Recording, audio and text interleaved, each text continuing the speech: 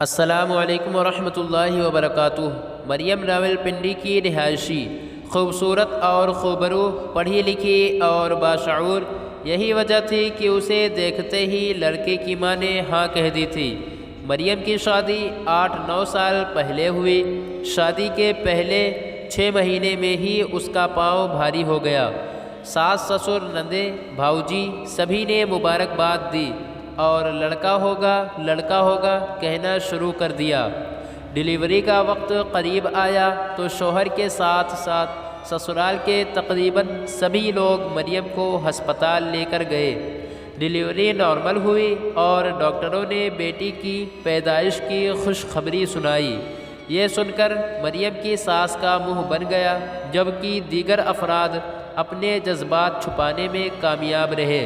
مریم 2 دن بعد گھر آئی تو معلوم ہوا کہ گھر کے حالات پہلے جیسے نہیں رہے۔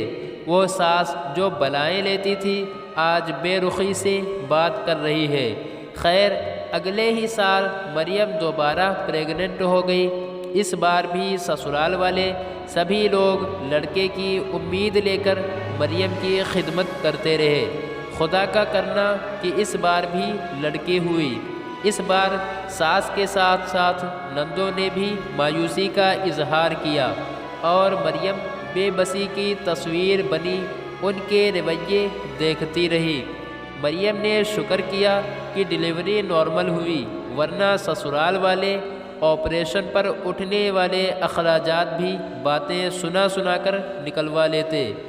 2 سال مزید گزرے۔ مریم تیسری بار پھر ماں بننے والی تھی، لیکن اس کی حیرت کی انتہا نہ رہی جب مریم کے سسرال والوں نے مریم کو یہ کہتے ہوئے میکے بھیج دیا کہ اگر بیٹیاں ہی پیدا کرنی ہیں تو ڈیلیوری کے اخراجات بھی تمہارے ماں باپ اور بھائی اٹھائیں۔ مریم کے ہاں تیسری مرتبہ بھی بیٹی ہوئی تھی۔ بچی کی پیدائش پر مریم کے سسرال سے کوئی دیکھنے تک نہیں آیا۔ 1.5 ماہ کی بچی اٹھائے مریم گھر واپس آئی تو اس کے لیے زمین بہت گرم ہو چکی تھی۔ ساس اٹھتے بیٹھتے پرانی باتیں نکال کر تانے دیتی۔ کبھی مریم کی بارات کے کھانے کو خراب کہا جاتا، کبھی مریم کے جہیز پر تنقید کی جاتی۔ گھر کے ہر کام میں کیڑے نکالے جاتے۔ اس کے پکائے ہوئے کھانے بھی اب برے لگنے لگے تھے۔ مریم صابر شاکر بچی تھی، چپ چاپ سب کچھ سنتی رہی۔ مزید محنت اور خدمت کر کے ساس سسر کا دل جیتنا چاہتی۔ سارے گھر کا کھانا پکانا، کھانا پیش کرنا، برتن اٹھانا، برتن دھونا، کپڑے دھونا، صفائیاں کرنا، غرض یہ کہ گھر کا کام اکیلی مریم کے سر تھا۔ عید آئی تو سارے گھر کا سامان نکال کر مریم نے خود ہی سارا گھر پینٹ کیا۔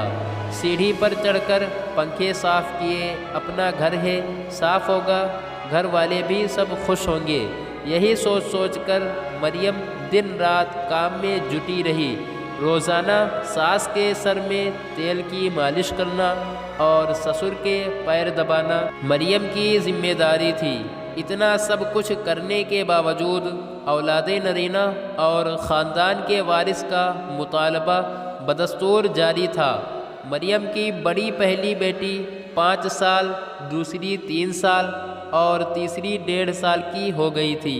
مریم کی بیٹیاں بھی مریم کی طرح بدستور اور معصوم تھیں، لیکن اس گھر میں اب ان کی کوئی وقعت نہیں تھی۔ مریم 4تھی بار پریگننٹ ہو گئی۔ اس بار ہر نسخہ، ہر وظیفہ آزمایا گیا، طرح کے تعویذ لا کر باندھے گئے۔ مریم خود بھی بہت ڈری ہوئی تھی۔ کسی نے کہا صبح فجر کے بعد فلاں سورہ پڑھو تو اولاد نرینہ ہو، کسی نے کہا فلاں آیات لکھ کر ناف پر باندھو۔ الغرض ہر اسلامی و غیر اسلامی ٹونا ٹوٹکا استعمال کیا گیا۔ جو ڈیلیوری کے دن قریب آتے گئے، ڈر مریم کے دل میں بیٹھ گیا۔ وہ ہر وقت یہی دعا کرتی کہ اس کے یہاں لڑکا ہو جائے۔ وہ ہر وقت یہی سوچتی کہ لڑکی ہو گئی تو کیا ہوگا۔ حسب سابق ڈیلیوری کے لیے مریم کو اس کے ماں باپ کے گھر بھیج دیا گیا۔ اس کی ماں اسے لے کر ایک پرائیویٹ ہسپتال پہنچی۔ لیبر روم جاتے ہوئے بھی مریم بہت ڈری ہوئی تھی۔ ڈلیوری کے بعد لیڈی ڈاکٹر نے ایک ننھا سا وجود مریم کے سینے پر رکھتے ہوئے کہا، مبارک ہو، بیٹی ہوئی ہے۔ یہ الفاظ مریم برداشت نہیں کر سکی۔ اس کا دل رک گیا۔ ہارٹ اٹیک اتنا شدید تھا کہ وہ 40 سیکنڈ میں ہی مر چکی تھی۔ وہ 40 سیکنڈ مریم پر یوں گزرے جیسے 40 سال ہوں۔ ان 40 سیکنڈوں میں مریم سوچتی رہی کہ بیٹی پیدا کرنے میں کیا گناہ ہے، بیٹی پیدا ہونے میں کیا گناہ ہے، میری 3 بچیوں نے کیا گناہ کیا، اور یہ جو ابھی 40 سیکنڈ پہلے ایک بیٹی میری چھاتیوں پر رکھی گئی، اس کا کیا گناہ ہے۔ ان 40 سیکنڈ میں مریم نے آنے والے 40 سالوں کے لیے سوچا، بن ماں کے 4 بچیاں کون سنبھالے گا، اور یہ بچی جس کی عمر ابھی 40 سیکنڈ ہے، یہ بھی اگلے 40 سال اسی ظلم کی چکی میں پسے گی۔ ڈاکٹروں نے مریم کی لاش اور بچی مریم کی بوڑھی ماں کے حوالے کر دی۔ سب کہتے تھے مریم کو دل کا دورہ پڑا ہے، لیکن میں کہتا ہوں کہ وہ ہارٹ اٹیک نہیں، مرڈر تھا، ایک کولڈ بلڈ مرڈر۔ دوستو، اگر آپ کو یہ ویڈیو پسند آئی ہو تو اس ویڈیو کو زیادہ سے زیادہ شیئر کریں اور چینل کو بھی سبسکرائب کیجیے۔ شکریہ۔